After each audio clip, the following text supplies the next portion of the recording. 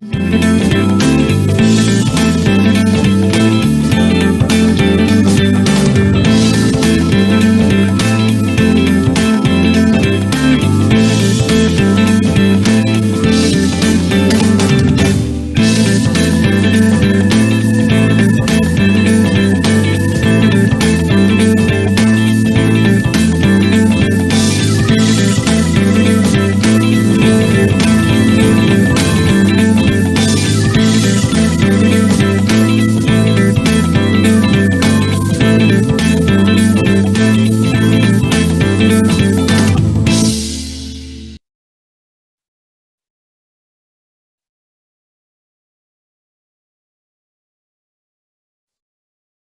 morning, ladies and gentlemen. Good morning and welcome to the Malaysian Productivity Corporation, MPC, and Machinery and Equipment Productivity Nexus, MEPN, joint webinar session. First of all, thank you for joining us this morning. It's going to be an exciting day, next 2 hours session. This session is also held as part of the MPC Good Regulatory Practice, GRP month, to improve the awareness of GRP for businesses so that we can boost productivity and competitiveness. Now, while the GRP in general covers economic, social, and environment, the intent of the GRP month is also to inculcate the importance of GRP among policymakers, particularly on ensuring quality of policy and regulation, but it also have a direct impact to the industry readiness. Today's topic is about resetting businesses with digital transformation. And as we shall see shortly, why businesses have to change.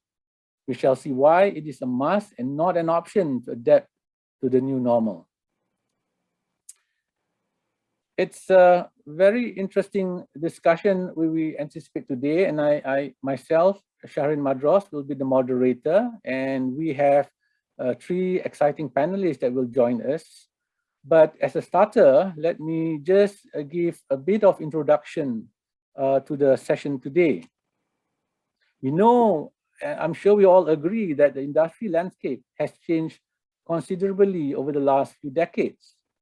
We have moved from the first industrial revolution, from animal power to steam powered and internal combustion engine.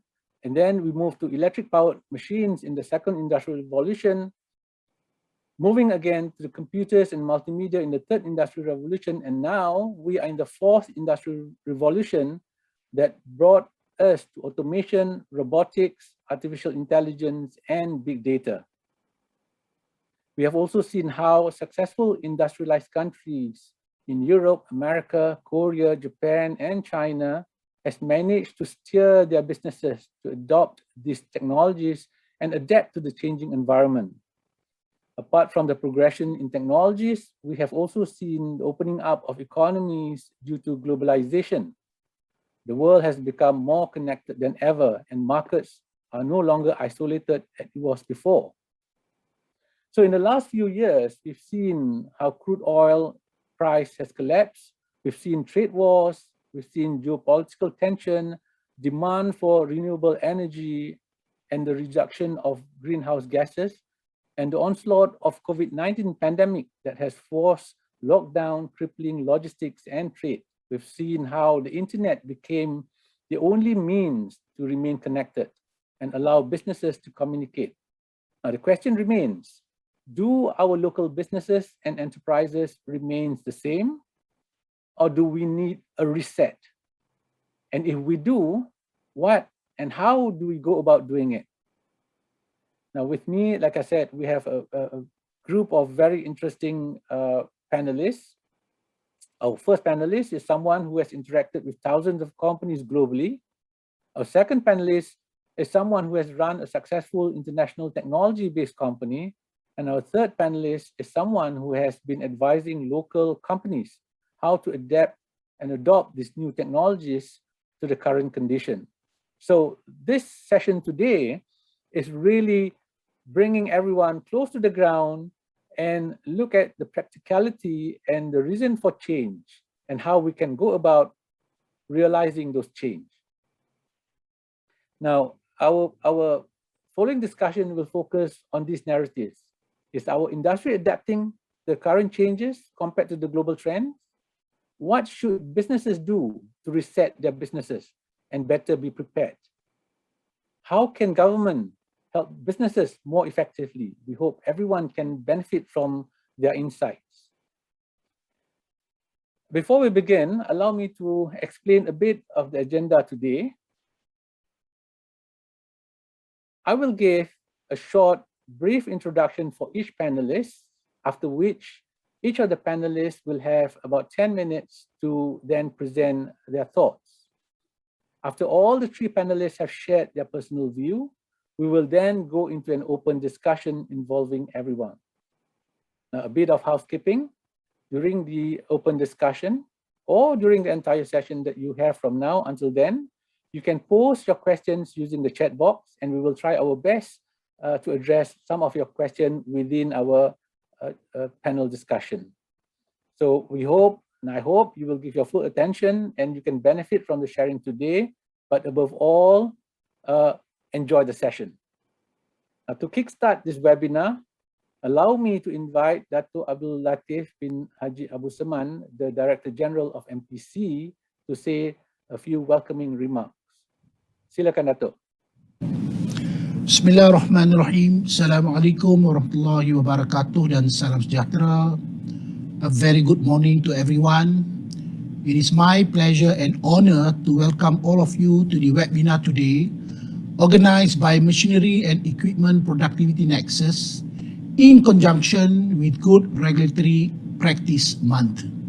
We are very grateful to have prominent domain experts as the panelists to discuss on this very interesting topic on resetting business with digital transformation. Malaysia economic growth is increasingly driven by digitalization and technology advancement. Government has played significant and primary roles in ensuring digital transformation flourishes to uplift productivity. The government continues to formulate and implement new policies and initiatives to create a more conducive environment and provide opportunities for the continued growth of the digital economy. Industries and business communities are expected to quickly innovate and transform to embrace Industrial Revolution 4.0 by utilizing various intelligent digital technologies to uplift productivity. The return of investment, in short ROI, of digital adoption should be made visible to improve the take-up rate of digital initiatives. Now, businesses need to be provided with the step-by-step guide in implementing digital solutions at different stages of their digital transformation. MPC will always exert tremendous effort to support businesses in digital transformation by reviewing regulations for better agility and increased industry involvement via Good Regulatory Practice or GRP approach. Let us all embrace digitalization to bring about greater agility, enhance global competitiveness, and accelerate productivity with efficiency. On that note, ladies and gentlemen, I thank you all again for having able to attend this seminar, and I thank you all again for all your continuous support. Thank you very much and have a good day. Thank you, Dato. Thank you so much for that kind remarks. To start the whole session, everyone, let me first give a brief introduction to our first panelist, Datin Lorela Chia. She's currently the Deputy Central Chairman of the Small and Medium Enterprise Association, or SEMENTA. And she's also the founder and managing director of GR8 Dreams in Berhad. Now, her background is in a degree in law from London. And Datin Lorela is an entrepreneur with multiple ventures in conferences, exhibition, trade fairs, business events, B2B marketing, and market expansion. She has vast experience in meetings, incentives, conferences, exhibition in the MICE industry. She has interacted with over 50 organizations, 10,000 companies, 300,000 trade buyers, and 5 million visitors from 20 countries. So she has a wealth of experience as far as looking at industry globally as well as locally.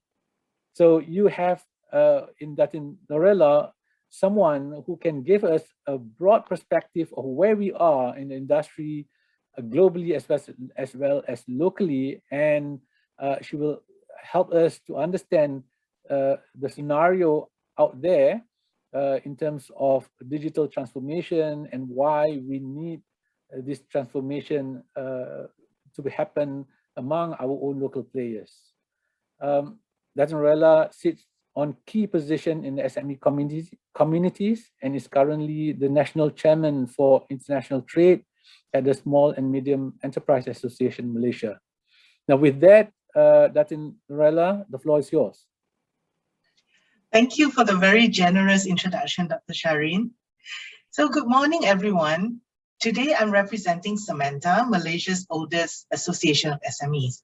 And I'd like to begin with a quick sharing on how the reality of business resetting is not totally new to us. So founded in 1986, our founding members were actually from the supply chain to the semiconductor giants. So we were supporting MNCs from the E&E sectors. Towards the millennium, when the semicon giants moved to China and Vietnam, this caused a big landscape change. So this is likely the first big business reset our members face together. So as they say, when you reset or pivot, there's really only two things you can do. Either you change your offering or you change the way you do things. And sometimes it's a combination of both. So to embrace change and stay resilient, back then, our founding members went from semicon to medical devices, machinery and equipment, scientific and measuring equipment, a whole range, automotive, satellite, aerospace, even jewelry. So we changed our offerings. But to create business opportunities, we started focusing on facilitating businesses. So over the years, we've organized and participated in well over 100 trade missions, trade fairs, business matching, and other trade programs all over the world, working with government bodies, TPOs, other trade bodies. So we also changed the way we do things. Of course, all this was a different era. Today, we're in the era of IR 4.0 with all sorts of digital technologies, and the world is really tech savvy, yet disrupted by the pandemic. So business reset and transformation, digital transformation this time, is different. Back then, resetting your business could mean defending a market share, finding a new niche. Back then, there were fewer players. Today, you could be competing with someone down the road and an e-commerce giant on the other side of the world at the same time. In the past, you can cut costs by lowering service levels. You just offer less. Not true now. In this digital age, those with more aggressive adoption of digital technologies can offer lower prices, faster deliveries, wider selection. In fact, let me share my screen here.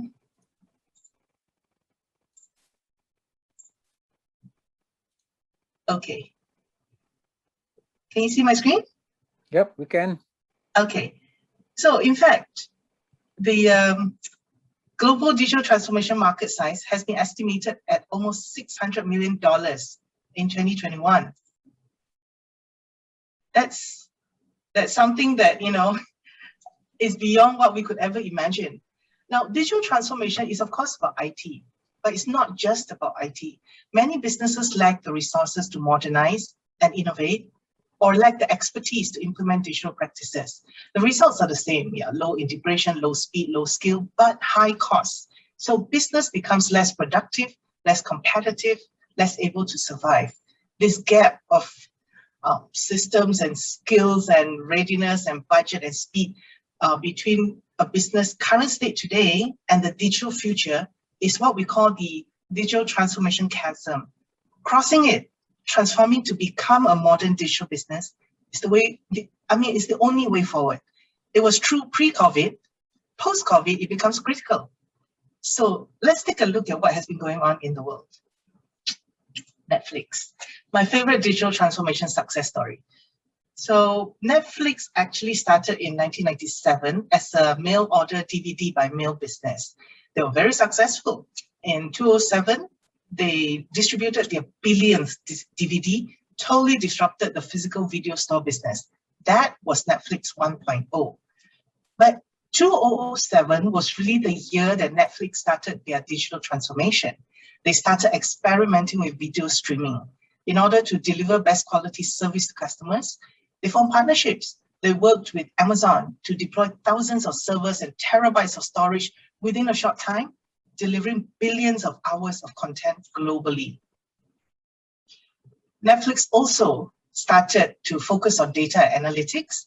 They even organized a contest, offering $1 million to anyone who could improve on their algorithms. Netflix was a data-driven company before data and analytics were in vogue. So product development, service enhancements, betting on original shows, and every major strategic decision at Netflix is made by smart humans working on detailed data and powerful algorithms. Today, they are a 25 billion company with impressive stock performance on Nasdaq and S&P 500. That is Netflix 2.0. IKEA. IKEA is another nice example of a successful digital transformation. Traditionally, IKEA is known for the large warehouses. Customers come in to browse, they purchase, they take home furniture and assemble it themselves. So when IKEA embraced digital, they started with software. First, they purchased TaskRabbit. That was an online service platform that helped customers who don't like to assemble their own furniture. Next, they went into smart home sector by developing their own products and changing their payment processing.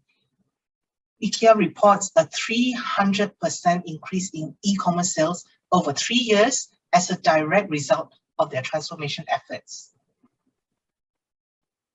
Coca-Cola. Now, Coca-Cola has a different digital transformation story. They wanted more. They wanted to transform from a legacy company to a digital-first business. This meant creating a more relevant, more personalized experience for their consumers and the retail customers that serve Coke. They wanted operational transformation, making the company better from the inside by using data and tech. They wanted business transformation, creating disruption within the company before external factors do. And they also wanted a cultural transformation, changing the fabric of the company itself. So that's a lot of things. And although the digital transformation is still in progress, they have been able to shout a bit about a few notable successes, including the use of AI to reinvent vending machine. Customers can now purchase or redeem loyalty points for Coke or other soft drinks from vending machines using their loyalty app Coke On. Coca-Cola is also experimenting with AI-assisted vending machines to produce personalized soda blends based on customers' unique preference or even their mood. More importantly, Coca-Cola used the downswing of COVID disruption to accelerate innovation. They announced a series of massive organizational changes to consolidate global operations and vendors. Having learned earlier on that an unreliable system can trip up their digitization efforts, Coca-Cola now has a stricter protocol when selecting the right vendors. So, what does this mean? Coming closer to what has happened over the past 18 months.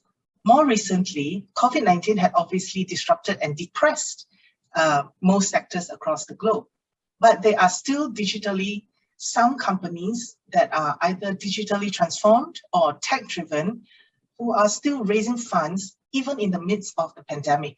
Take the F&B sector.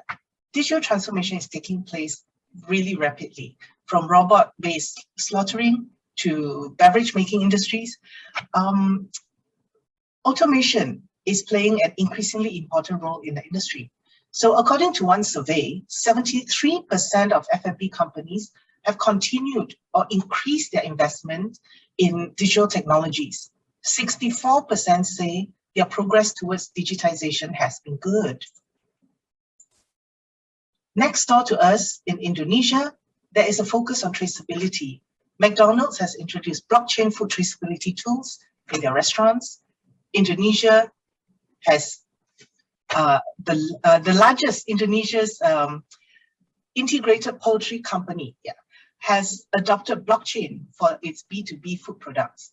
Cloud kitchens like Kitopi from UAE, Deliveroo from UK has been around for years and are currently serving thousands of restaurant brands. Kitopi recently had a $60 million fund, fundraising successfully done.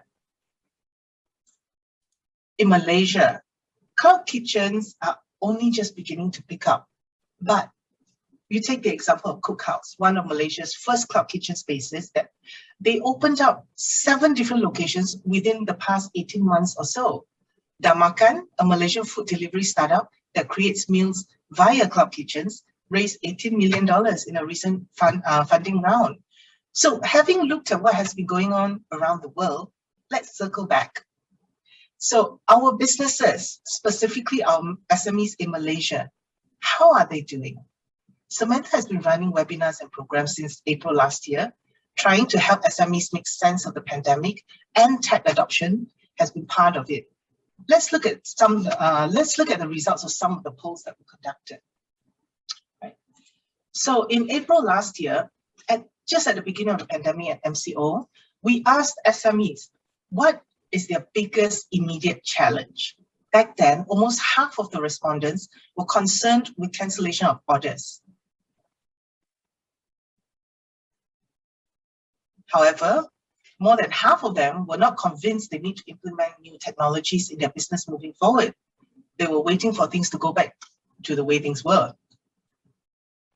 By May, almost half of them felt they wanted training on available options in order to improve and innovate. So there's a slight shift. It's setting in that we have to do things for ourselves. And the priority was to increase efficiency and productivity, although value creation was also important. And to half of them, ensuring sustainable growth was the reason to accelerate their digital transformation. Now, you fast forward to this year. Earlier this month, I had the opportunity to conduct another poll. 18 months since the first poll in April last year, more than 3/4 of respondents either already used smart technologies and processes in daily operations or plan to do so within the next 12 months. Another 15% have a roadmap in place ready for implementation. That's quite a dramatic difference from April 2020, when over half of respondents were not yet convinced they need tech adoption. Now, I don't think we could quite call this an evolution or a transformation yet, but it is progress. It is. The world has transformed, and in Malaysia, we are now beginning to transform, resetting businesses as we begin post-COVID recovery and rebuilding. Although we have been traditionally outward-focused, the pandemic has brought our focus back home, and Samantha has been working closely with organizations like MPC and MEPN on programs like the P1010, the MNE Virtual Advisory Clinic, helping SMEs build productivity and capacity.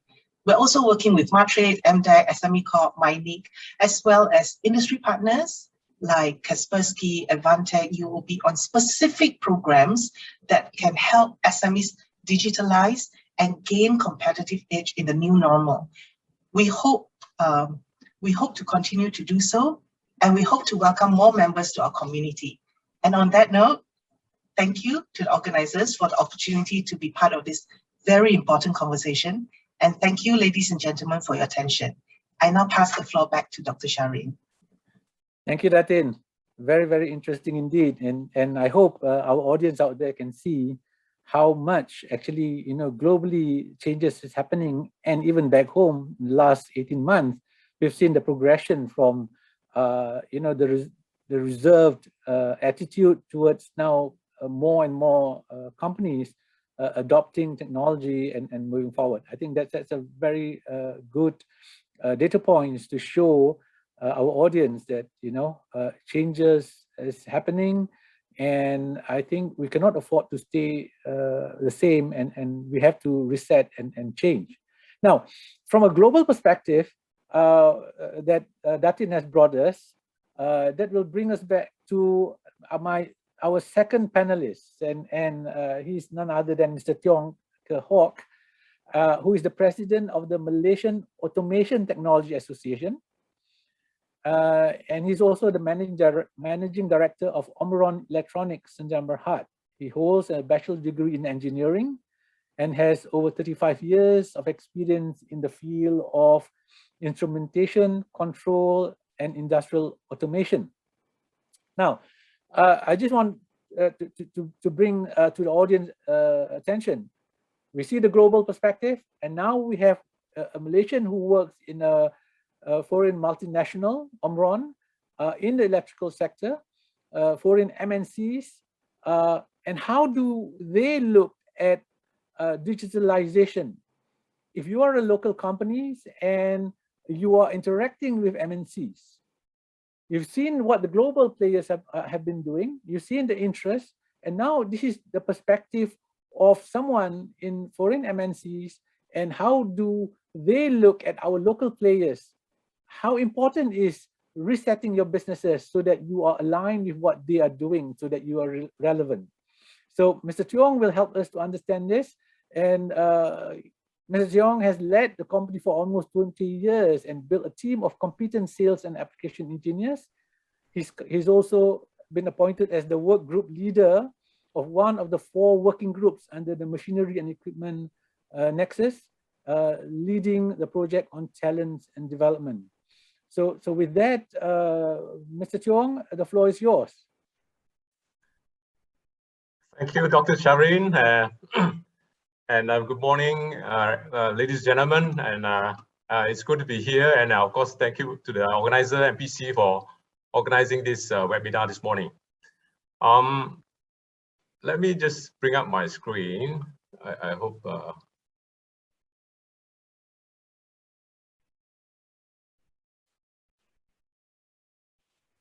Are you able to see my screen, Doctor? Yes, we can. Yes, we can, Mr. Tiong. Okay. Go ahead. All right. I think as what has been highlighted by Dr. Shahreen as well as Datin, I think the importance of resetting our businesses because of these onslaught of COVID-19 to businesses, I think globally. I think it's not only in Malaysian companies, but as well as companies in the world. Today, I'm going to talk a little bit about this this topic, representing Malaysian Automation Technology Association. First of all, just give me a few minutes to just introduce Malaysia Automation Technology Association. An association has been established since 2012, and of course it has been around for almost close to 9 years, and we have been championing the what we call automation technology industries, and of course also I think promoting Industry 4.0 adoption in Malaysia, especially in the SMEs. Of course, we the members of our association includes companies from the whole automation value chain, from component suppliers to system integrators to machine builders. All right, so without taking much time, let me just go to my slide. So I think digital transformation obviously is a very common buzzword that has been used a lot by companies in recent years. Now, of course, I think when we talk about digital transformation, a lot of time we use digitization, we use digitalization and digital transformation, perhaps sometimes switching between them and perhaps not meaning the same thing. So I would like to just talk about this. So at least I would like to get everyone on the same page, because since I'm representing a technology-based company, so I think we need to be exact in terms of definition of what is digital transformation. So I think digitization basically is just a transition from when you are moving from analog to digital.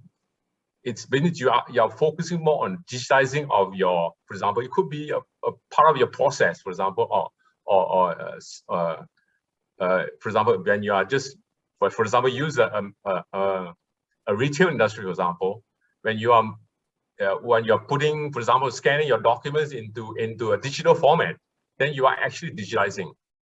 But when you go into more digitalization, you are actually talking about more in terms of processes, utilizing digital technology, like, for example, application, that programming interface or data or cloud, or that will actually improve your businesses, of course, especially in the areas of operation excellence. But in the areas of, when you talk about digital transformation, I think it is more than just digitization. I think we are talking about leveraging on this technology to build new business systems, business model, and of course, I think more importantly, I think how to engage with consumer or your customers, as well as the employees' engagement. I think a lot of time when we talk about digitization and as well as digital transformation, when we talk about in the Malaysian context, I think a lot of us are still talking about at the level of digitization and what they call digitalization. So I would say that digital transformation is a journey. So it is not wrong to equate digital transformation to business transformation, because I think a lot of emphasis has been given to the word digital, because I think because of the technology that's available, because of this many new technology, disruptive technology that's happening, that's actually it is an enabler for businesses to actually transform the business. So I would say that more importantly, I think for digital transformation is to look at the word transformation. I think businesses has to transform in order to, because ultimately the aim of digital transformation is to change the business outcome so that they're able to do things differently, to achieve, to be more efficient and to be more resilient.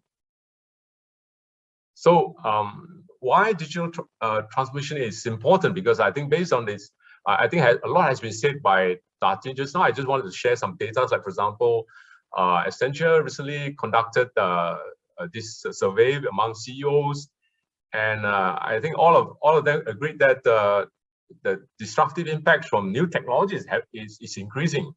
85% of the respondents said so. But more importantly, I think beside technology, I think we also have to look at the disruptive impact coming from customer. I think customer are demanding what they call this more and more from businesses. And at the same time, there is also disruptive impact coming from the investors, for example, and in the areas of, for example, ESG, concern about ESG and things like that.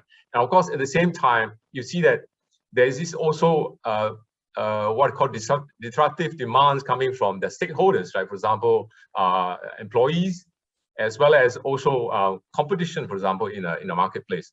So because of this, what they call, it is said that digital transformation strategy is no longer a future vision.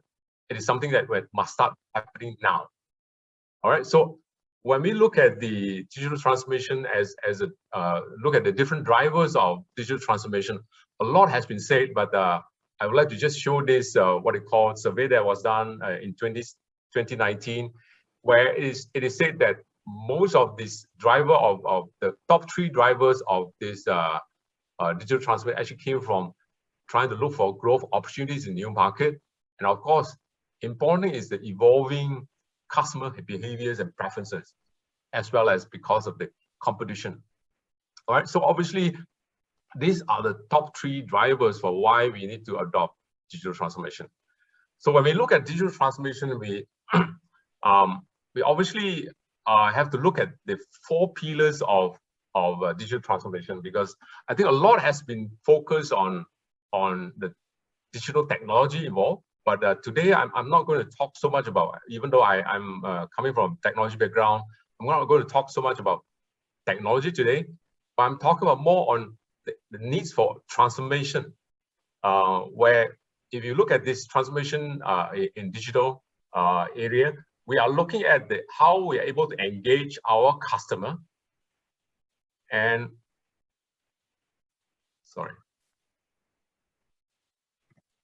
and of course, at the same time, how to empower our employees and optimize our operation and transform our products. I think these are the four main pillars when we talk about digital transformation here.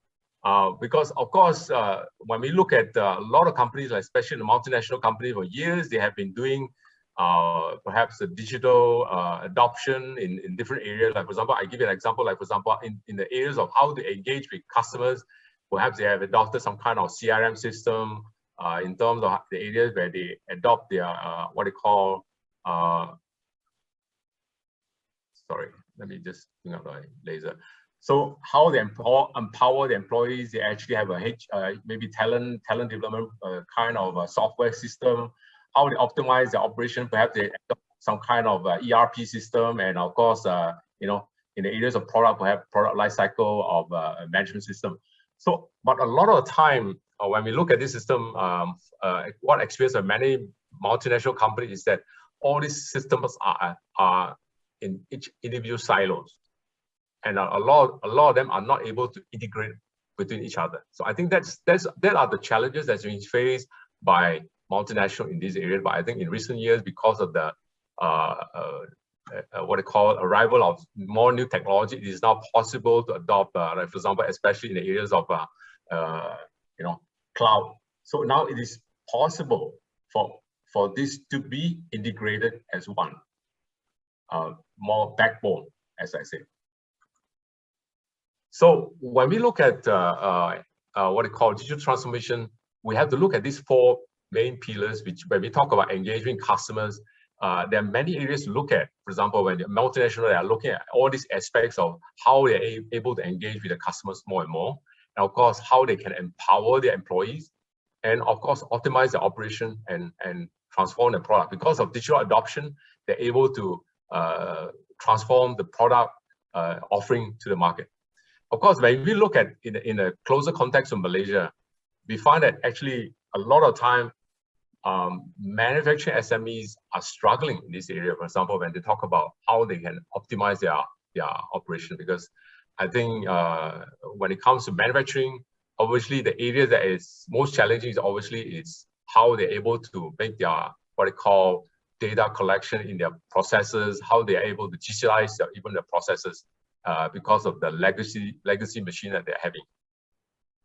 So let's look at now, for example, the investment that goes into digital transformation because of before and after COVID.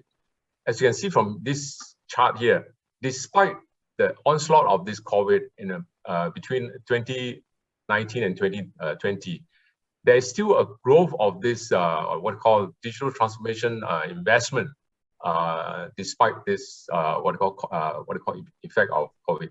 Even in the manufacturing sector, you are seeing that it's almost close to 10% growth over the years. Now, when you look at, for example, the trends of investment in, for example, I'm taking this from Europe, as conducted as what I call published by this magazine. You can see that actually European industries are on average are spending like 6.6% of their turnover on digital transformation. And of course, based on this survey, out of these companies here, 77% of them will continue to invest more than 2020. So of all this, what we call digital investment, a lot of it because they want to be more competitive. They want to ensure that the process are seamless. So in the focus area of this investment, you can see that a lot of this investment, depending on different priorities given to all enterprises. And a lot of this investment, actually 69% or 64% of it actually are going into this area of process automation and transformation, as well as customer experience and engagement. These are the two areas that actually attracted most of their focus of digital transformation in most of this multinational company, as conducted by survey of Deloitte in 2018. Coming closer to us, At the same time, we see that digital transformation, although has been promoted over the years, both by many ASEAN countries. For example, if I use this as an example in Singapore, they have conducted a survey and they have cited these are the reason for this not adopting the digital transformation quicker. For example, cost is obviously one of the reasons. They think that the digital transformation is actually involve a very high cost. Of course, also the digital skill workforce is limited. They are lacking in this area. Of course, also they are, of course, partly because of the COVID, they are uncertain about economic situations, and of course also the government support. I think that is another reason that is being cited. Of course, I think more importantly also the technology partners not able to find the right technology partners. I think the situations in Malaysia, although we do not have this survey done in Malaysia, but I'm very sure similar situations actually arise in the case of Malaysia. So this is another survey that is being done by McKinsey way back in 2018, and over 200 manufacturing companies across ASEAN. And of course, out of these 200 manufacturing companies, only 13%, although 75% are aware of the importance of Industry 4.0. And of course, at the end of the day, when they find out after some time, despite all this promotion, they realize that only 13% had embarked on Industry 4.0. And that means there's a gap between awareness to implementation. There's huge gap. So the main problem is SME just simply do not know where to start or how to start. So on behalf of META, we have been advocating that for companies, especially manufacturing sectors, to actually move into Industry 4.0 to follow these steps of before they go into actually full. Because I think one of the areas important, I think most companies actually fail to look at is obviously the areas of what we call the lean manufacturing or lean production processes. I think the understand of lean and eliminating production waste, for example, all kind of waste in their processes is very, very important as the first step before we talk about adoption of automation or Industry 4.0 application, of course, also into data analytics and artificial intelligence. Why lean? Because I think when we talk about lean, MPC has many causes for our SMEs to understand about what is the importance of lean management. I will take this opportunity just to highlight why lean is important, because I think when we talk about lean, it is important to understand the cost reduction principle, because a lot of the time we are not able to increase our selling price of market. I think market dictate the price. So the only way for us to increase our profit is to reduce our cost. So reducing cost, understand cost play an important part is a lean thinking. And of course, I think most importantly is to understand what are the various process waste that is affecting our profit. So if you're able to reduce waste coming from all these areas, process waste, we're able to reduce our cost. Of course, I think the other important concept that we talk about when we talk about even if you want to implement digital transformation in our company, I think one of the important concepts is to talk about having the mindset of like the Japanese on Kaizen, because for example, Kaizen is basically a concept of how to inculcate continuous improvement in our organization. It is a concept that involves all functions and of course all employees. And of course, we are able to use this same concept when we are trying to implement digital transformation in our company. Now, of course, also I think when we talk about Kaizen, the importance of PDCA, because I think as a Japanese company, we do a lot about review our processes using this PDCA cycle concept. How from selecting a project, from planning to do, to check, and of course to review, and of course to replan again. So finally, I think why I emphasize so much about this importance of lean, because I think this is a recent data shared on recent what they call APO seminars that I have attended, where the professor coming from Taiwan shared that if if you only adopt lean without even talking about Industry 4.0, you are already able to achieve about 15 to 20% cost reduction. And of course, at the same time, if you do not do any lean, you're only doing Industry 4 alone, you perhaps are able to achieve a 10 to 15% cost reduction. But if you do both, lean as well as Industry 4.0 adoption, you are able to see a cost reduction as much as up to 40%. I think this is something that I would like to urge local SMEs to really take a look at the importance of lean before you talk about Industry 4.0 technology adoption. I'd like to just again bring up this slide, which is I feel it's I pay a lot of attention to what is happening in China, for example.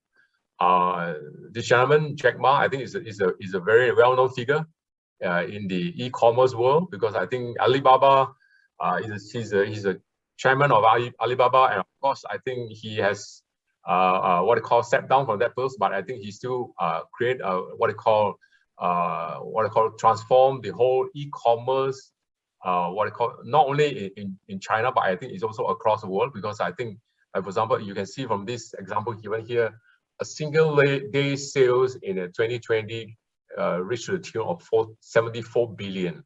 I think how he has transformed the e-commerce world in China, for example. And of course, he did not even he did not just stop at that what they call online sales, but I think now he's even transforming the what they call from online to offline by having creating this what we call the HEMA retail outlets, which is unmanned outlets. So for people to actually try out the what they call their clothing or all kind of merchandise beside clothing, also merchandise in a supermarket, for example. And then the other areas that he's trying to create is obviously what we call the Rhino Smart Factory.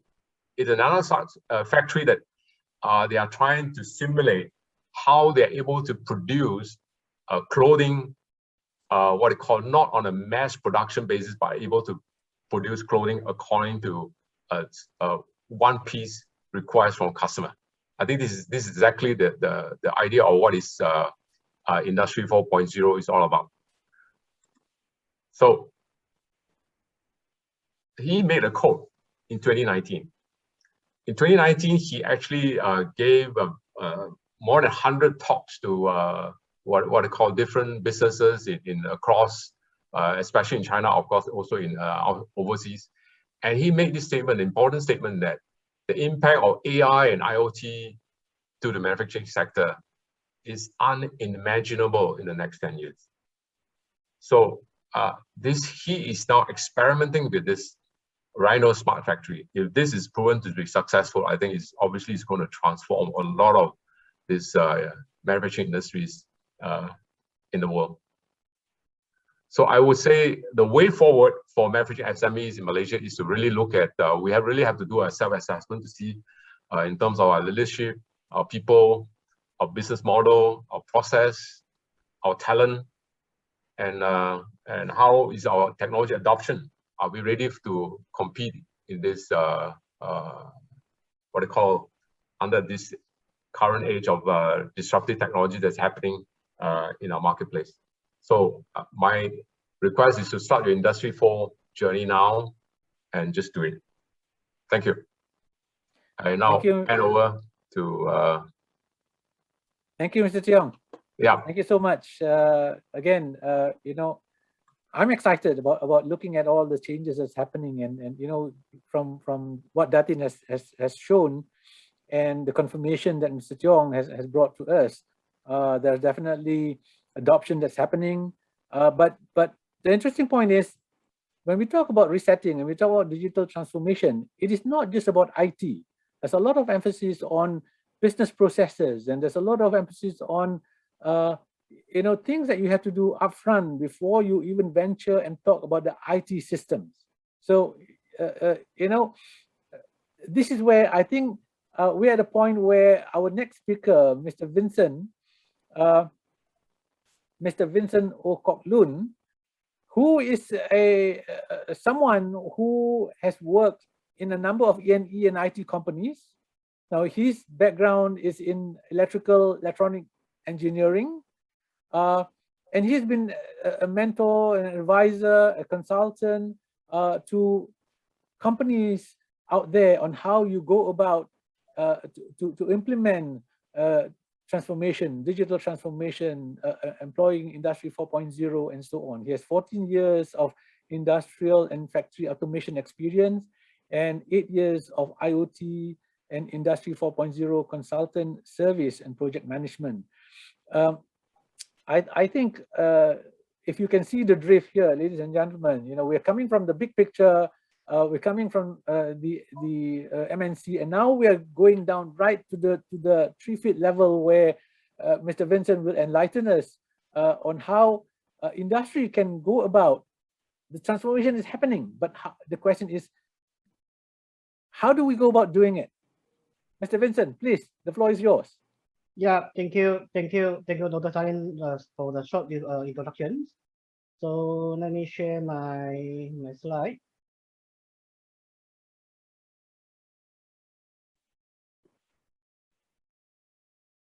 So you guys can see my screen, right? Yes, we can. Go ahead, Vincent. Yeah, good morning, everyone. Thank you, MBC, giving me the chance to come here to sharing some my overview and also experience. And be as a consultant to guide the SME, either non-SME, towards the digital transformation journey. I think when I've been the digital transformation consultant last 5 to 6 years. Before that, I've been involved with the Industry 4.0 business project management. It's more in 8 years. But past 8 years, I give me a summary as Industry 4.0, the basic, the fundamental actually come from data. The data actually come from the digital. So digital transformation is the first journey, either first step, when for the SME, either non-SME moving forward on the Industry 4.0. So we all know that without data, you can't compare before after. Without data, you can't doing for the decision making. This is somehow before moving forward to the Industry 4.0. We strong recommend suggesting with the local SME, try to thinking on the digital transformation. This is first step. This is first step when we are talking about the digital transformations. So digital transformation about talking about the adapting or changing their ecosystem, leveraging the digital technology, yes, yeah, to creating the digitally enhancement customer business model. This is first step. I think I mean the consultant more than 5 to 6 years. This is a lot. The customer ask me the same question: why, what, and how? How can we transform? Can we using existing organization, existing talents, existing management to transform to my business, my process and operation? This is a lot of SMEs is asking the same question when I've been the appointed consultant to their company.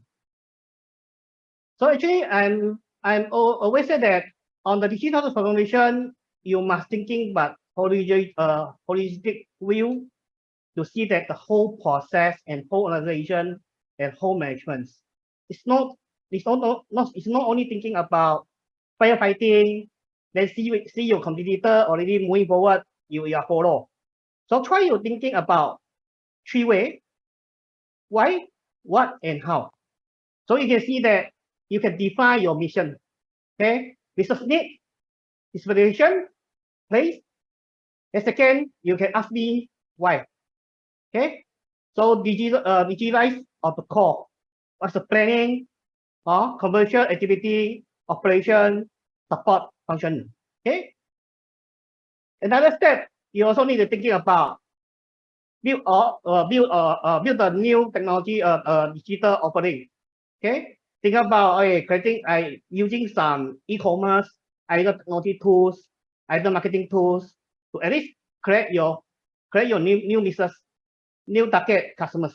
This is somehow you need to building new ideas on that. So lastly, how do I moving forward? When you see on the digital transformation, you must see back your current management is able to support, either able to adopt on the digital transformation or not.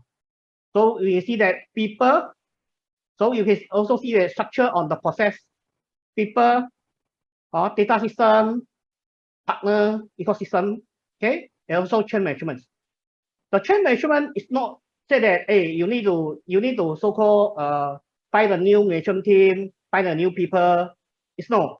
You may need to convince either create awareness with your current management team. So on the digital transformation digital transformation journey, people and technology and process is play a very important role on that.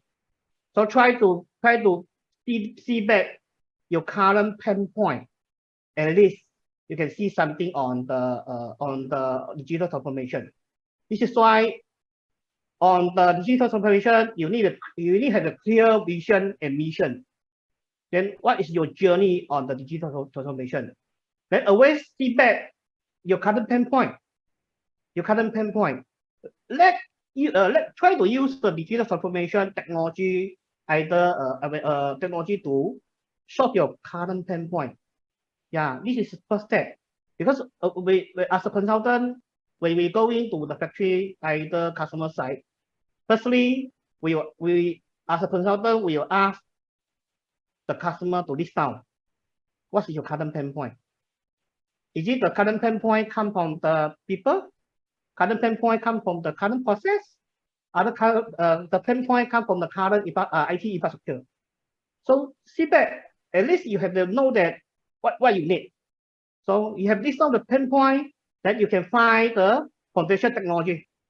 Yeah, you can find the so-called suitable technology, suitable partner to at least to work together to come out the so-called new case and also the suitable digital transformation solution to adopt to your current management and current process and the current factory. So lastly, please, you may need to thinking you engage with your so-called digital transformation advisors. This is why somehow MBC can help. So MBC have the approved advisor expert, at least they can guide the local SME to moving forward on the digital transformation. MBC also have the one good self-diagnostic tools called PN10. So this self-diagnostic tools also is able to let the local people to know that where you are, then what's the lacking, then what is the area you need to doing for prioritization. You need to move forward. So this is why MBC can help the local SME to moving forward on digital transformation. Yeah. So after this, you can see that digital solution can help you to support your organization core business process. So you can thinking about the planning, operation, commercial activity, and also the support function.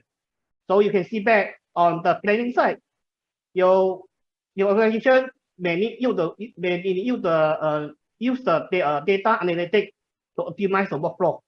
You need the data to at least to doing some analytics to predict either become your new business, new target customers. At least you can something so that before and after. This is somehow the planning on the planning side using the data. So another one is so-called the support function. Okay, support function, you can thinking somehow the paperless process. Either you need to using some software like the so-called MES, manufacturing system, to manage your current production flow. Either you may using the so-called ERP to enhancement your accounting management. So this one is so-called a support functioning on it. Yeah. So try your thinking on the digital transformation on the journey side. So on the digital transformation, we always see that is how do we move forward. So first step, we need to thinking about already just only mentioned pain point. But after the pain point, you also need to thinking about the structure of the process. So you need to very clear about the ownership structure. What kind of operation structure, what kind of IT infrastructure, what kind of management structure you need. So it's a pain point of the current process on that. So second is about talk about people. We always mention on the end customers, technology can run faster. You need to hire the so-called the right people to maintain the right solution and also the right system. So you need to thinking about, hey, I need to have the so-called talent development. I need to reskill. I need to hire the right people. I need to form up the so-called the core team to at least moving forward either from the digital transformation journey. So people also play a very important role on that. So data and system. So we also need to thinking about on the current technology pool got too many technology in place. So we need to have the so-called the right solution and right system is able, scalable, and modularization. You can't buy the very expensive software. It's just using one or two functions on the software side. So you may need to thinking this system is able to solve your current pain point. This system is very suitable on your system or not. So try to thinking of that. But lastly, just how Mr. Tiong and Latif also mentioned, yes, partner in ecosystem, ecosystem partner is playing a very important role. We in the Malaysia side, I think we still engage with the so-called overseas solution provider, either overseas consultant to guide the local SME to moving forward. But we always know that SME, they are looking forward also so-called guided step by step. It's not only I ask you to buy the ERP, they can tell you to turn on, can cut down how many operation costs. Either I ask you to buy the so-called expensive robotic system or expensive machine system. You can doing something on the process increment, increase your productivity. This is why we actually now is played a very important role to us as a consultant role to at least guide the local SME to moving forward the digital transformation. We are guide step by step. We'll share the awareness. We'll share the technology in place. We also share on the how do we have the create the so-called digital transformation framework before we moving forward on the digital transformation. Try to in line with the framework and also some journey before you kickstart the digital transformation. Or this is also some advice from my side. Yeah. So just now you mentioned about how do we move forward the digital transformation journey. So here I like to share some case study. Just now, Mr. Tiong also mentioned APC actually have the one very good self-diagnosis tools called P1010. Actually, we actually run the so-called case study in the new case study in the local SME. So actually, this is some challenging of the SME to facing their digital transformation journey. So we know that they are lacking the awareness of the digital transformation impact.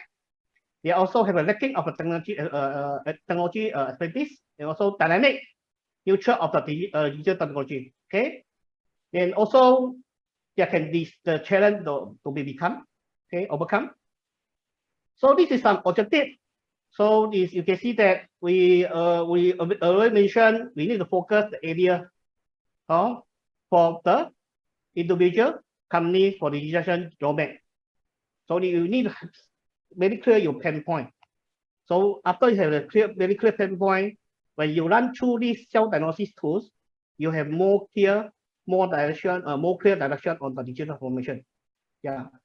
Somehow, when you thinking about, we need to try some POC, always kickstart the small scale or the POC project.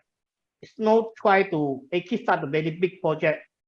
When you try to kickstart a small scale POC project, you can see that some benefit.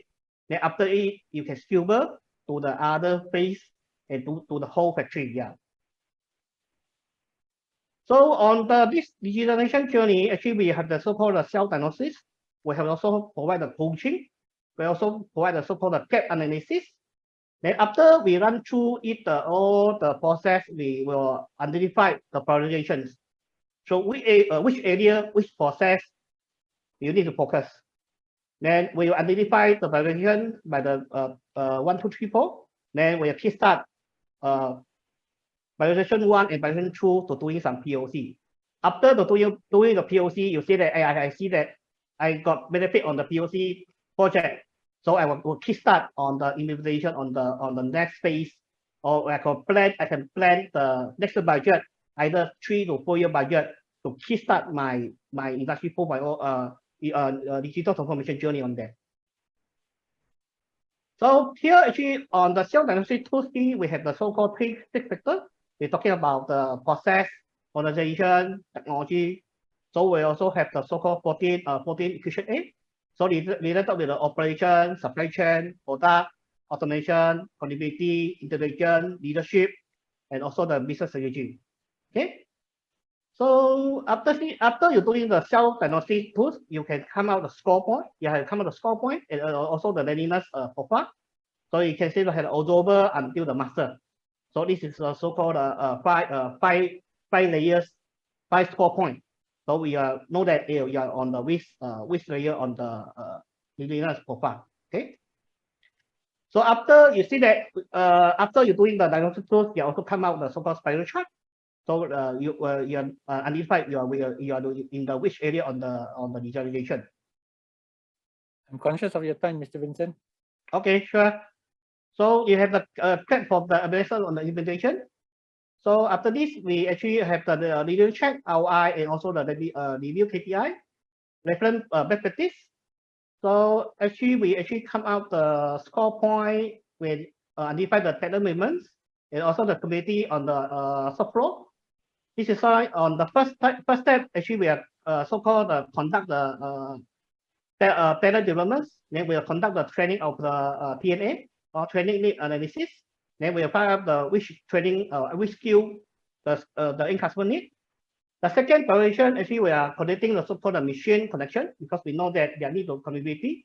So we kickstart a very small skill project on the passive ingestion remote monitoring system. So this is somehow the important the result that after using this system, they are actually improving the loss of the trade over time. They also improve on the throughput time. Yeah. So this is my sharing. Thank you. Thank you, Mr. Vincent. Okay, ladies and gentlemen, so time now is 10:40 and we are now into the open Q&A session.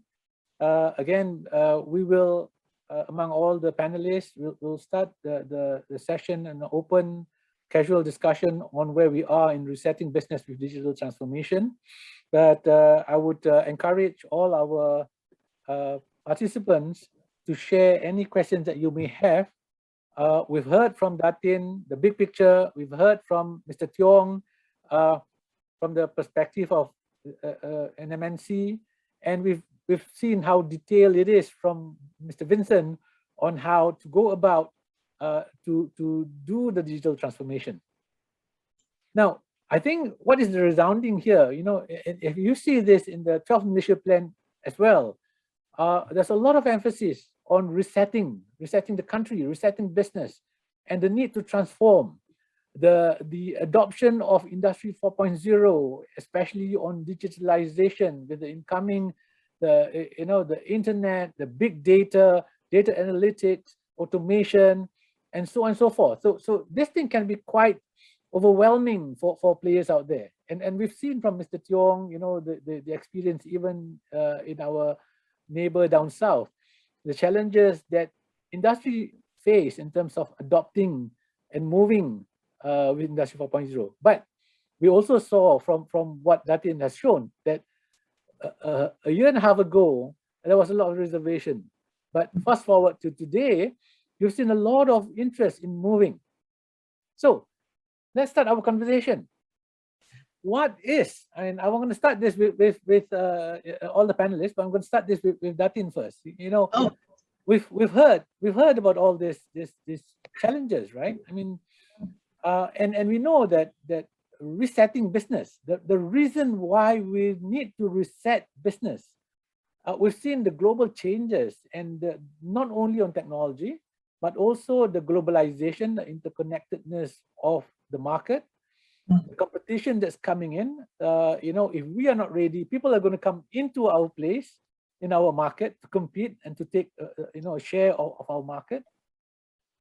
So, you know, I'm sure there's a sense of urgency that you see among all the players out there. Yes. You know, is this sense of urgency shared by our local players, you think, Datin? Well, that's a tricky one. Of course, there's a sense of urgency in a sense that, I mean, by and large, most SMEs have been starved for the past 18 months, right? So there is the urgency to go out there and bring in the money, right? But then it gets a little bit, as you think about it a little bit deeper, then it gets a little bit more complicated, because you have two things. One is that your own turf, right? People coming in to take your market share domestically. But then again, there's the other part. Malaysia is well known to be a trading nation. We are exporting nation. So we've always, that's how we've always been, you know, outward focus. But because of all the disruptions, the closing borders and all the, you know, various things that happen, we were not able to produce, we were not able to export as much as we would have liked to. So there has been real disruption there. And what happens is that in the past, we have been exporting to fill a need. That need didn't go away. So somebody else is coming in to fill that need. So we are grappling on two fronts, you see. Domestically, whether we are selling domestically or not, there's always the supply chain and value chain to look at, right? But we're also looking at our position in the global market, because that one took us years to get there. You know, in your days in Matra, you know that. It's really difficult to be where we were. And if we lose that position, it's going to be a long time before we can actually come back to that, right? So in that sense, there is urgency. And I think because this is directly related to sales, so I think a lot of SMEs do understand that. The thing they may not fully realize is the extent they need to change for that. Like what I outlined just now. Yeah, it's fine if you choose to stay in your comfort zone and do your own thing, right? Hire better people. That's what a lot of SMEs think. But your customers, the supply chains, the anchors, right? The big players, they have all transformed. So like Coca-Cola, they have digitized and digitalized. So every vendor needs to be at a certain, you know, digitalized part. You know, Datin, yeah. Let me interject there. So is that something that maybe even Mr. Tiong, you can jump on this one? Yeah. Is that something Mata and Samantha is doing in terms of, you know, explaining the sense of urgency that must be there by our players? Mr. Tiong, you're on. Yeah, I'm muted. So sorry. Thank you, Doctor, for giving me this chance to talk about this. I think this global supply chain disruption is something that I think, to a certain extent, I think our SME, perhaps some of them are benefiting in that sense, right? Because the diversion of this from China to us. But at the same time, we also notice that, you see, despite the fact that US trying to divert this supply chain to non-Chinese makers, but you realize that US market is still very much dependent on the Chinese producer, because somehow because of their robust supply chain, as well as I think their cost competitiveness, they are able to still, despite the fact that they are now, in fact, I based on what I heard, is they're even able to now pass on the cost, right? Because of energy and whatever tax rebate they are taking away tax rebate. So in that sense, they are going to pass on this higher cost to the consumer market. I mean, to the consumer in US, for example. Yeah. Yes. So I am not sure whether our MSE SME realize is because whatever that you are enjoying right now could be just temporary. Because I don't know whether, you know, when, for example, India and this market are coming, because they are affected by this COVID very badly, for example, India and Vietnam. But once they recover, I don't know whether we were still able to enjoy this market or not. Okay, Mr. Tiong, Yes. you know, if I hear you correctly, what you're saying is there's a temporary blip with all this Yes. competition happening, and our industry kind of benefited, but it may be just a blip, may not Yes. be, you know, Yes. something that May can not be sustained. sustainable. Yeah. Yeah. Yeah. But is there an Very unless short period. statement there? Is there an unless statement? Unless we actually digitize and therefore we can compete ultimately on the commercial side, meaning that we are competitive and therefore we can sustain it. Is that what you're saying? Okay, I would like to say it this way, because you see, while cost is competitive is very important, but at the same time, why digitization is important? Because I think the multinational company are looking always to outsource. Right? Outsourcing is always happening all the time. So how they're going to know the suppliers? Obviously, they are going to check from the internet. All right. So if your company information or what you're doing is not visible to these you know, companies that are trying to outsource to Malaysian companies, how are you going to get this business? All right. So which means, let's say, for example, if other countries are able to now come out, you know, to actually able to promote them in the internet. Then so you're talking about visibility there. Visibility. Yes, visibility. Yeah. But Vincent, I want to bring you into here. Well, you know, you advise local players out there.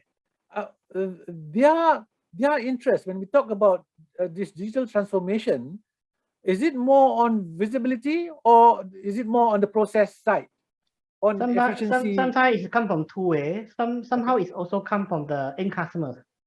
Because I got few customers due to the customer requirements. Customer want to come to audit.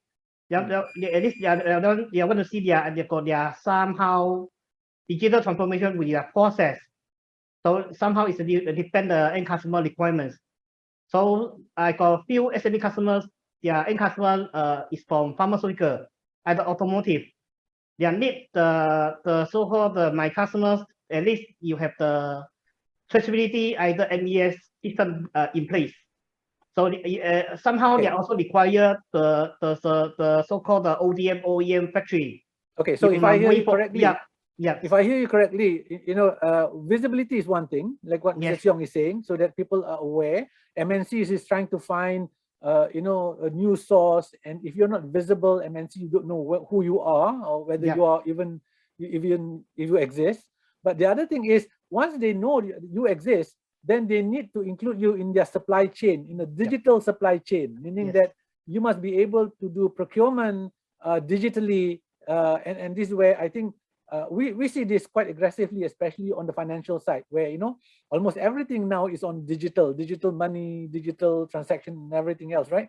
But here, what I'm hearing from Vincent is that the whole business process itself will benefit if you digitalize it. Is that what you're saying, Mr. Vincent? Yes.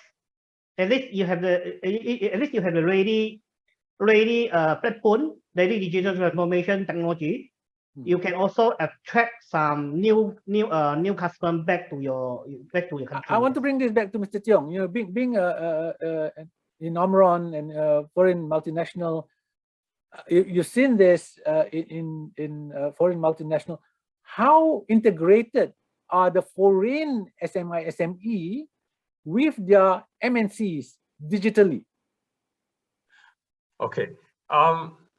I recently attended one what you call seminar organized by MPC for Asian Productive Office, where I think one Japanese expert actually you know, guru shared about how the situations in SMEs in Japan, for example. Yeah.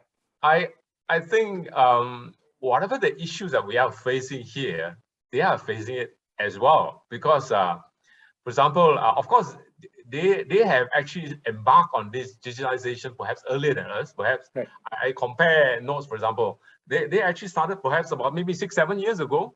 The SME, they are having the same problem, because, like, for example, how they're going. They don't have their data are not digitized. So they are trying to now collect information and as I said, I think that the difference between, let's say, for example, now Malaysia and Singapore, Japan, is that I would say the mindset of the people in the areas of lean production. I think it's Malaysian management, I think as a whole, is not focusing enough on lean. So I will say because of that lean thinking or lean management that they have in Japan, I think it's a lot easier when they adopt this digitization. I think it will be quicker for them to actually move on. Whereas for Malaysia, yes. Okay, you bring a very interesting point here. So this is not so much about skill set, but this is about mindset. Yes. This is about a sense of purpose. And if you look at technology just as an enabler, then it is more on the mindset, the attitude, and the belief that we need to look at better solution, more efficient solution. That is the driver. Whereas the tool are all the ITs and all the various technology that comes along. I want to bring Datin into this. You've seen this on a global sense. Yes. Right? Where is Malaysia in regards to, for example, between Japan and India? I mean, China and Europe. Are we somewhere in the middle? Are we behind? How about us in a regional context? How are we? I mean, you keep on hearing about, our neighbors are now overtaking us. I mean, how real is that? Oh, it's real. Okay. That's Please elaborate. That's a tough one. This elaborate. is a tough one, and this is something. I mean, there's really no nice way to say this. Okay. Yeah, you can be blunt. You can be blunt. But what Mr. Tiong says is very, very true. It's a mindset thing, and this is. I think a big part of this is about strategic thinking, it's about lateral thinking, but it's also culturally inculcated, As a whole, I mean, just breaking it down to a very basic level, right? In Malaysia, we still talk about working hard, Of course, we work hard, that's a given. But by and large, we're talking about working hard. No one's really talking about working smart. And we haven't even gone to the working strategically, right? So it kind of feels a little bit like back then when K economy was a thing. Before K economy, resource was scarce, so people always relied on who has the bigger labor force, right? Then K economy came about, and then information became abundant, so that is also no longer about who knows more things, right? But now it should be about who knows what to do with what you know. Right. Data analytics. Right. But it's not just about acquiring data. It's about knowing what to think. So just now, like what I said about Netflix, they were able to differentiate between human and machine. And that was one of the very, very critical things that brought them to their success. So in Malaysia, I think we need to start thinking about putting more strategic thinking, more training into this, more inculcation of this, not just at HR level or upskilling level, but even down to the education level. Okay, I'm gonna stop you there, and I think here again, in the spirit of having this open discussion, I truly believe in having a very open and robust discussion. But not trying to offend anyone out there, but I think it's always good that we reflect on our own weaknesses so that we can do something about it. Yes. Rather than live in a dreamland and think that we are good and fine, and when the rest of the world is actually overtaking us. So now, we're putting that aside.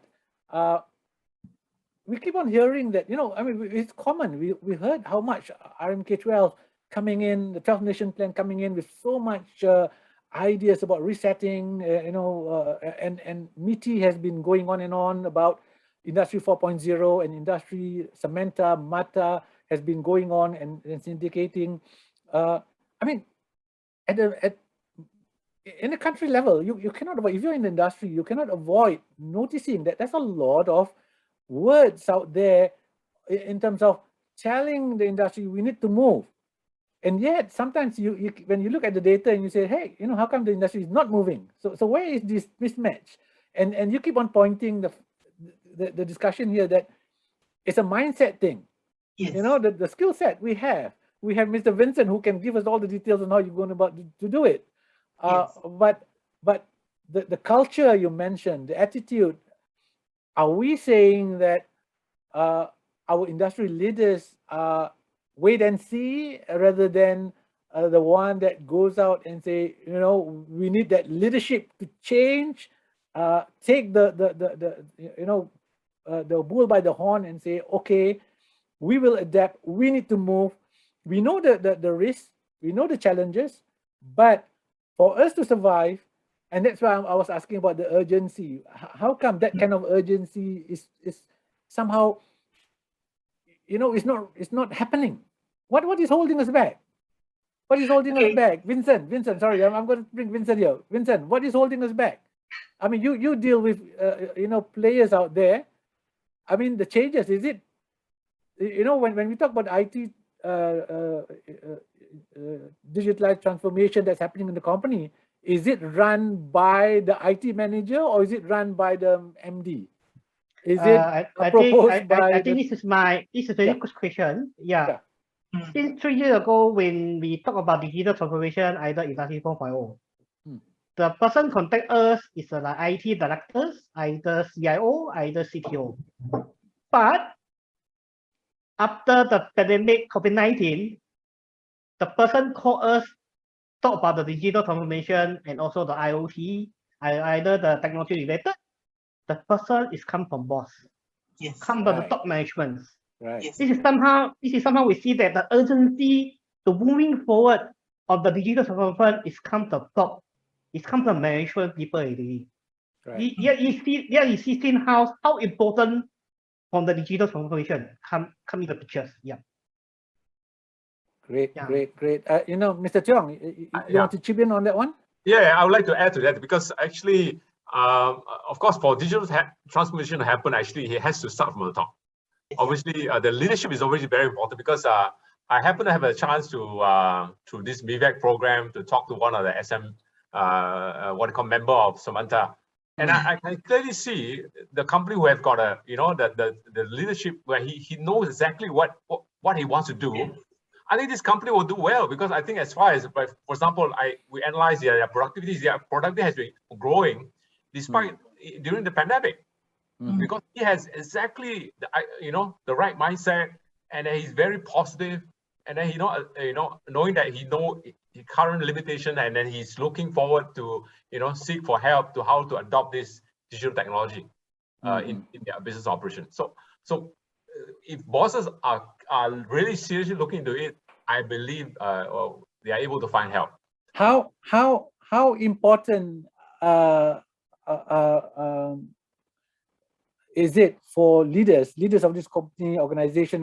How important is it for them to be tech savvy in order to take up the digital transformation journey? Do they have to be, or they don't need to be? Or what's your opinion on that? They need to. Sorry, Datin, go ahead. I mean, somewhat, they do need some knowledge. See, like taking off from what Mr. Tiong said just now, right? It is true. In the past, last year, at the beginning of the pandemic, what we noticed is that companies, SMEs, the bosses, right? First, they were difficult to convince. Why rock the boat? We've been doing this for 20, 30 years. It's worked so well. Why rock the boat? At some point, they go, okay lah, you've convinced me. I give you this amount of budget. You go and do it. But that doesn't work, you see, because unless the leader changes the mindset that the internal process is offline, so it will never work. So when we did the P1010 and the MEPN, and even, last year, all our transformative webinars, Mata was actually part of it. So we insisted that if you're going to do this thing, the boss must be there.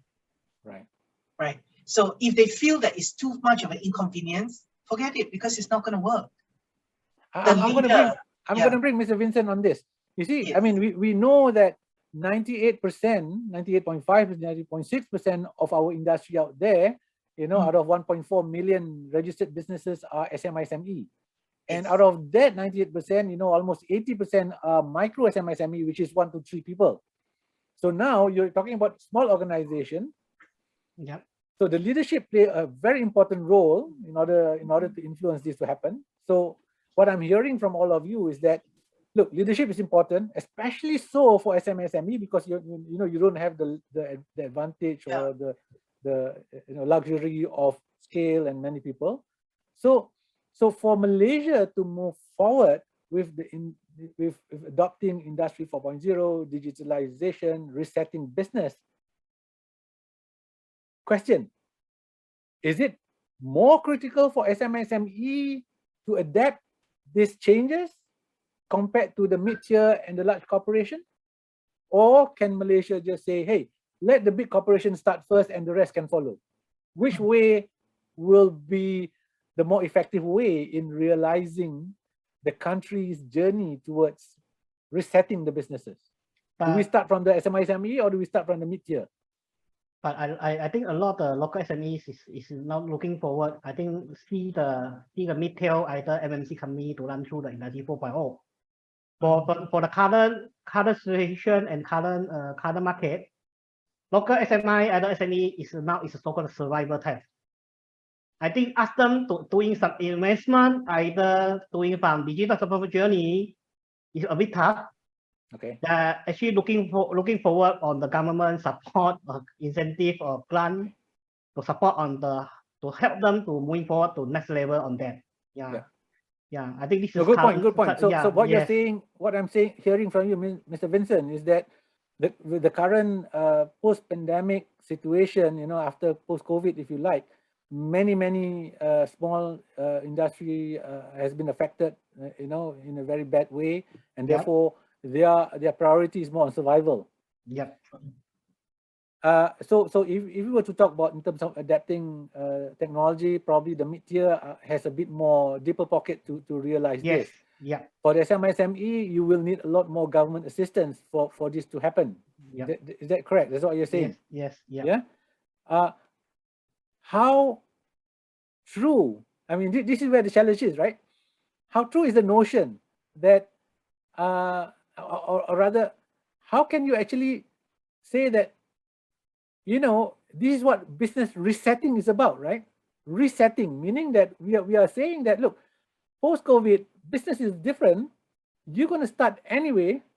So if you're going to restart, then might as well transform rather than restart in the same manner. And that's what resetting is all about. Yes. So meaning that we're saying that as long as the small players understand that, look, you have to face the fact that there will be a post-COVID thing, and you want to start back your business.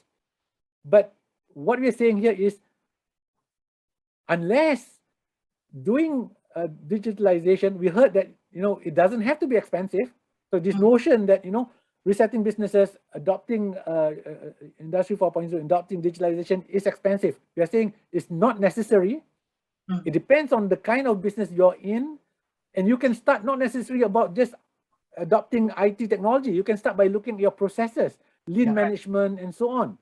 Yes. So really, the journey, although the mid-tier guys and the large guys can have a deeper pockets, but to be effective in moving this journey is where the 1.2 million small players, and they have to understand that it's not really that expensive.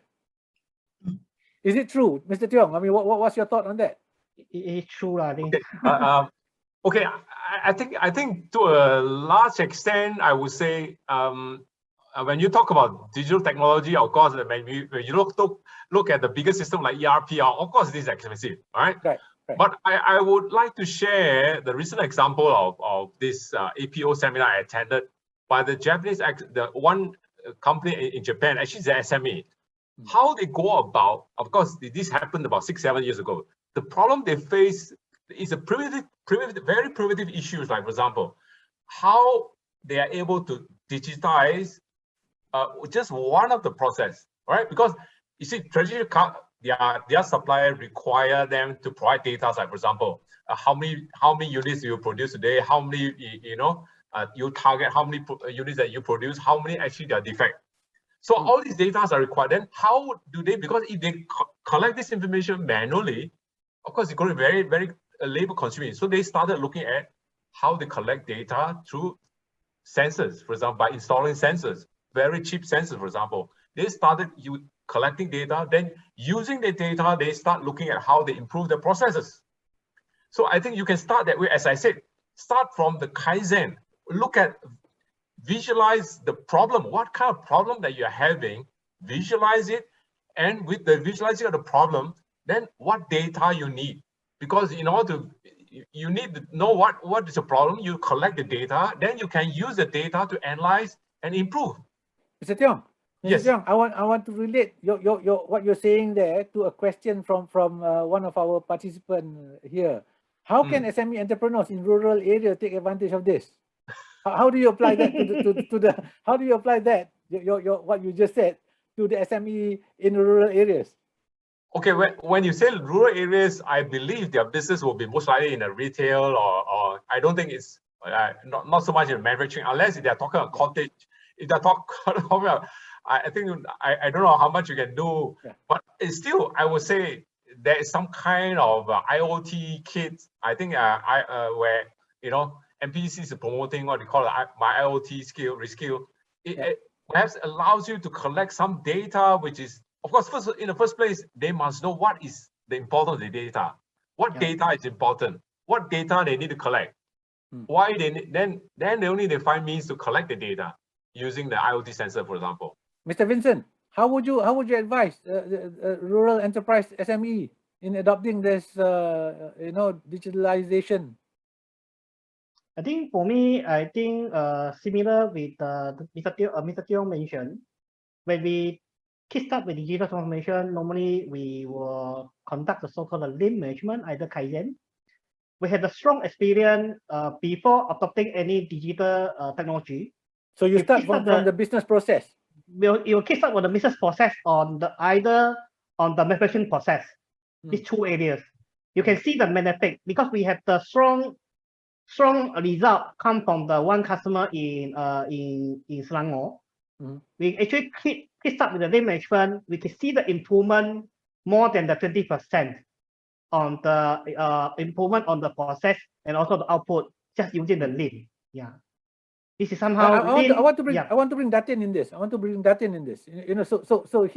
So here we have, right. I imagine if you're a small cottage industry in a rural area.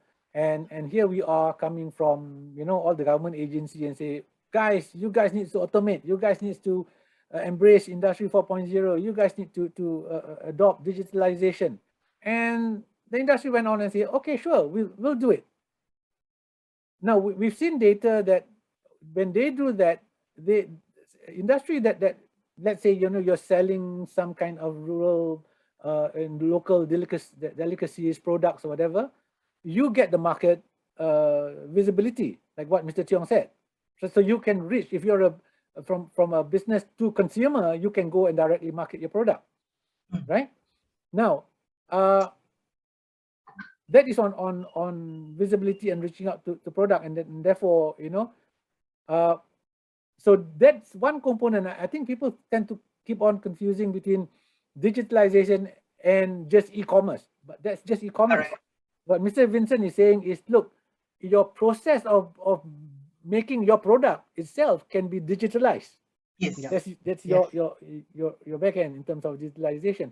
Now, we've seen, Datin, we've seen in like whether it is Thailand, whether it is Vietnam, whether it is in India, we've seen many organizations that uses digitalization, e-commerce, digitalization, in terms of transaction, helping the industry to grow, right? How much of it requires end-to-end, meaning that it's not just consumer, it's not just industry, but then government filling in all the value chain, and then the financial people coming in. How much of it is required to make sure all of this has a critical mass to sustain on its own, rather than just a blip think you mentioned a couple of things here. So first of all, I want to say that for the micro SMEs, especially those in the rural areas, right? So Industry 4.0 sounds very scary. It's a very big thing, very expensive thing, very scary. Lean is scary. Kaizen is scary. So let's remember that before you go Industry 4.0, before you go Lean, before you go Kaizen, let's look at something more basic. You got SOP or not? Start with something like that. It's a mindset thing after all, because you know, digitalization requires you to think in a specific way. Your train of thought needs to be structured. So that first, above anything else. So that actually doesn't require much of investment, right? So that first, because if you're not even able to have a cohesive train of thought, there's no way any other thing is going to happen. So that one first, right? And it can come with little bits and pieces, you see. So, and SMEs by definition, because they're small, actually should be in that sweet spot to transform faster than mid-tier and faster than MNCs. Right. By right. They provided they change, provided they're able to change their mindset. Correct. Because SMEs are a little bit more established than your regular startups. There's non-tech, yeah. Because, you know, startups sometimes is just not sustainable. But SMEs, presumably, these are people that has been around for X number of years, right? So they're a little bit more established and a little bit with a little bit of resource. But at the same time, they're not bogged down by the entire big engine. So what happens then? So change is not difficult because of size. So it's still about the mindset. So getting it right, starting to think ahead. You know, we talk about the people, process, technology and all that. First, the people. Yeah. So that's number one. That's number one. And sometimes I feel that SMEs are intimidated by the entire notion of digitalization. Such a big word. But, you know, in the past 18 months, MCO forced all of us to work from home. That in itself is one step forward. Right? So by forcing us all to work from home, they forced everyone to adopt a certain mindset already. Yeah, communications, working with teams, the way we process information, the way we store information, everything necessitates change. Whether they went backwards to digitize the old records is one thing. Moving forward in the present and moving forward, things have already changed. So to a lot of the SMEs, especially those in the rural areas, my main message to you is that don't be afraid. You already are on this journey. Don't think of it as this big, scary mountain that you need to scale. You're already halfway up there, you know. So if I'm hearing you, Datin, if I'm hearing you, so, you know, our task is to make it, you know, to simplify the whole thing, make it less, you know, bigger than what it should be. And it is achievable. It is. And, you know, drawing from what Vincent pointed out earlier, it's very true. Know your strength, know your pain point. Tackle it one by one. You know, even not just the rural things, many of the conversation with industry experts, right? What the feedback on the ground is of all the factories that they have gone to visit and all that, 90% of the problem, which they did not even identify correctly, but 90% of the problem were in inventory. And that is such a easy thing. I want to touch you on that one. Mr. Tiong, I want to bring you into this. And it ties back to the question that we have in the chat. How do you balance between digital transformation and business transformation? How do you balance that? I mean, you know, which one do you start first? I mean, yes, it's all about people. It's all about making it simple. You know, but how do you balance? How do you balance it, Mr. Tiong? I think at the end of the day, I think the business leaders need to answer this question. What do you want to achieve with this digital transformation? Because I think with the end in mind, right? Because ultimately, I think that the purpose is to achieve a certain different business outcome. Yes. You want to achieve something different. You want to change the different way of working. So I think once you understand that, I think the digital adoption of digital technology can come later, because technology is just an enabler. Yes. All right. Mr. Vincent has a slide on that to show, you know, the why, what, and the how. And the how involves the people. Yeah. Right. So Vincent, how critical is it, you know, having the right people in order to execute, you know, a transformation, or can you outsource everything? You can't outsource everything unless some IT. But normally, when you ask the company to commit it, normally we ask them to form the core team to enable the digital transformation. After we review the core team must come from the top management. The leadership must come in to lead the whole process of the digital transformation. It's smart. Yeah. Great. So now I want to bring another level. I think this will be the last topic. We are at 11:16 now. You know, we'll spend another 5-10 minutes to discuss on this. How can you know, Mata, Samantha, industry players work with the government? And do you see? I mean, you've been in the industry. We've heard a lot of government interest in you know, spurring all this development. Do you see any specific area that between government and industry that can be tightened up, can be improved in order to make these changes happen quicker, faster, more efficient? Datin, you want to start with that? Okay. I thought Mr. Tiong will go first. Okay. So I think first of all, I do want to point out that in the last 18 months, I do see that the civil service has been trying and doing the best that they can to try to bridge everyone through the pandemic. So, okay, I want to put this out there first. Okay. Second is that, so a lot of things were on the go, right? Because it's ad hoc and things were developing very rapidly. So it's not, I feel it's not enough that businesses transform. The government needs to transform as well. We talk about like mindset and all that. It does require, like you said, you know, it does require that the business leaders have certain awareness or knowledge. You don't need the really detailed ones. You can hire people for that, but you need to know at least the basics. Then you can transform.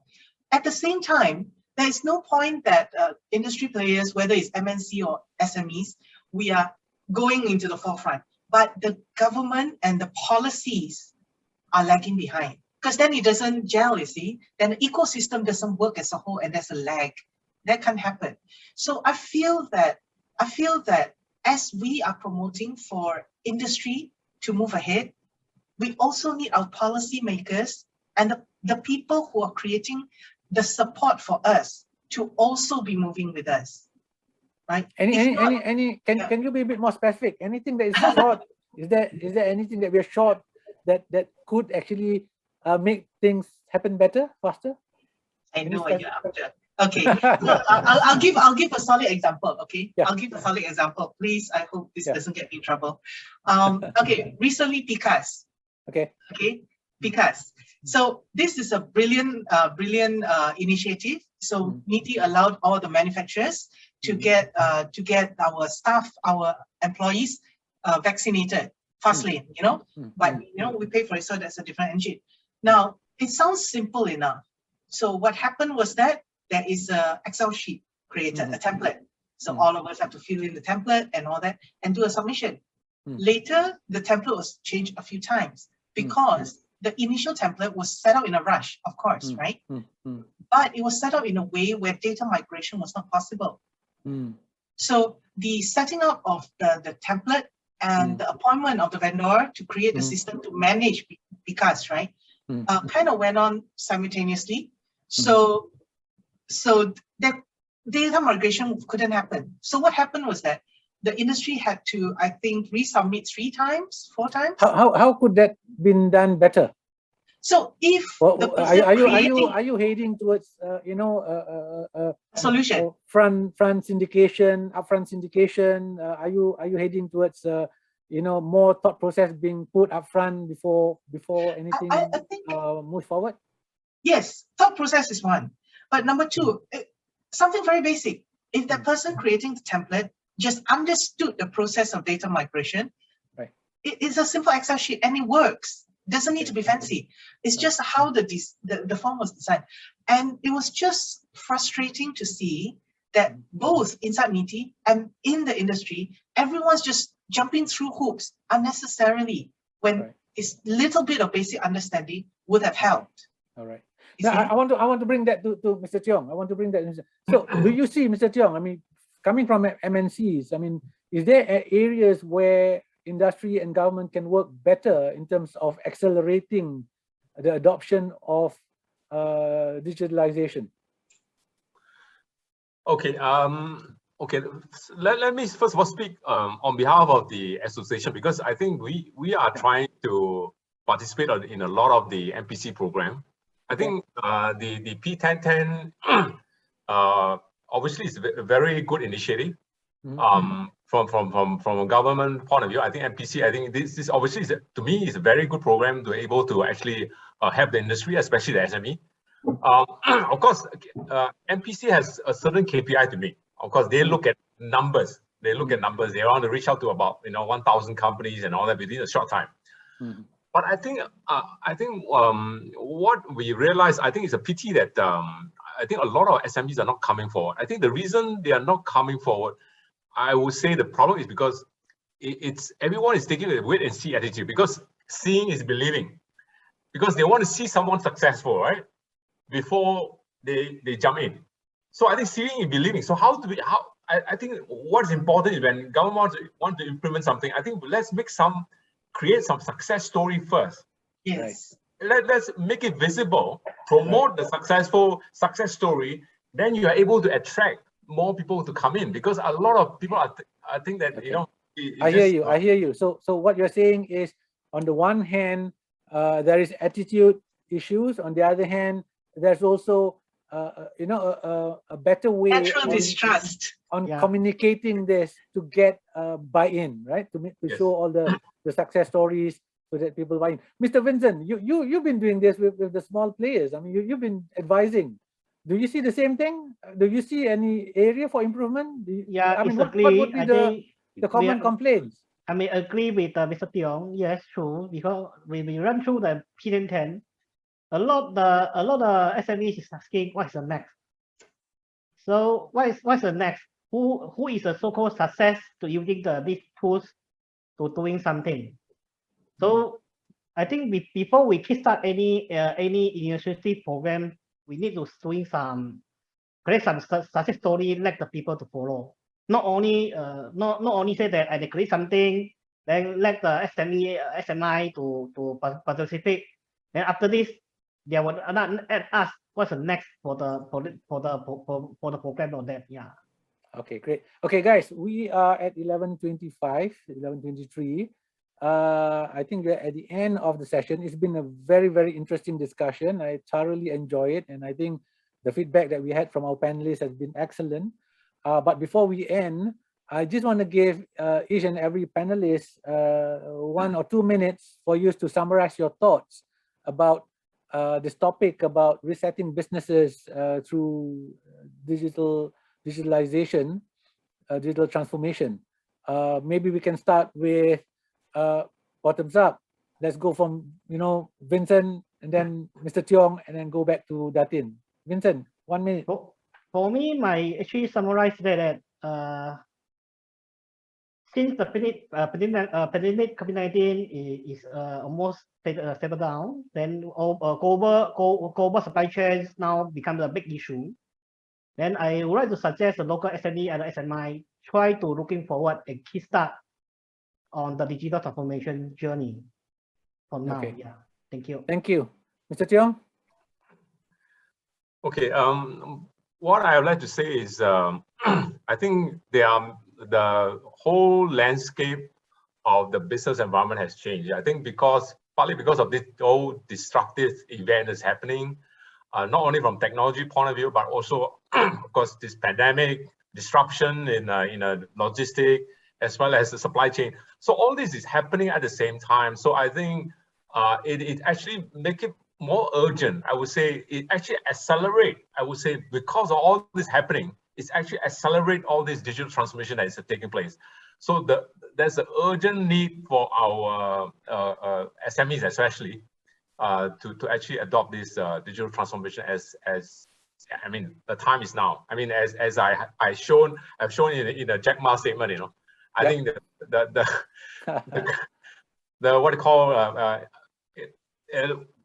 what impact to the manufacturing is unimaginable. I think a lot of our SME in the manufacturing are not really thinking about it right now. Absolutely. Absolutely. Thank you, Mr. Tiong. Datin. Well, I think that yes, SMEs really should look into this with without fear. As we've seen in the past 18 months, there already is more and more buy-ins. I remember back then the conversation was always about how do we get the business owners to want to adapt. Today, this month alone, I've had several conversations where the bulk of the discussion is about, so I want to do this. How do I get the buy-in of my staff? Is there a baseline of framework I need to do? They are afraid to lose their jobs. How do I get my people to mobilize, right? So you can see already there's a transition. So my message to SMEs out there is, don't give up. Keep going. You're on the right track. Don't forget that, you know, you already started. Don't think that this is something that you haven't started. You've already started.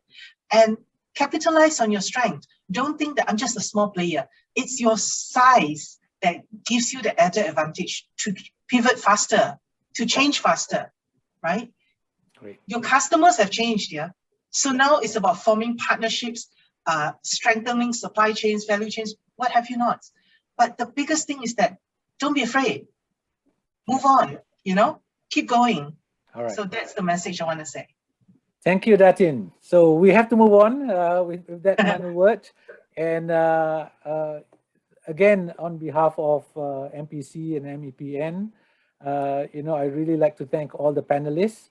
We've heard, you know, how important it is for us to adapt and change with the current condition that we are in, resetting businesses, you know, after so much changes in the economic landscape from you know, the price of oil collapsing to trade wars to geopoliticals, and then you have you know, the movement from renewables, from conventional energy to renewables, and then you have the pandemic, you know, the movement control orders limiting logistics and travel, and after 1.5 years of lockdown, and we've seen how much disruption and how many companies and lives are affected. And despite of all the changes, business have to move on. We got to adapt to this new normal. And it is an opportunity, two ways. Resetting businesses with all this new condition, I think, is unavoidable. And I will just echo all the panelists. Start small. It doesn't have to be big. You can make it simple, but change you must. And it involves a lot of mindset, not just skill sets. It involves a lot of future leaders taking charge and not just waiting for the rest and become a follower. Be a leader. You know, work with the government, work with all the agencies. We have MATA, we have Samantha, we have so many government agencies and associations that are out there. But what we need is for all the leaders to come together, the businesses to come together, individual. It's all about people taking charge and make that difference to happen. And with the globalization that's setting in, if we don't change, the environment will change us. So with that, something for us to ponder, something for us to think about. And I hope all participants out there has benefited from today's session. And on behalf of MPC and MEPN, I thank all of you for making time for today. Thank you so very much. Goodbye. Thank you. Thank you. Thanks, everyone. Thanks. Thank you, everyone. Thank you.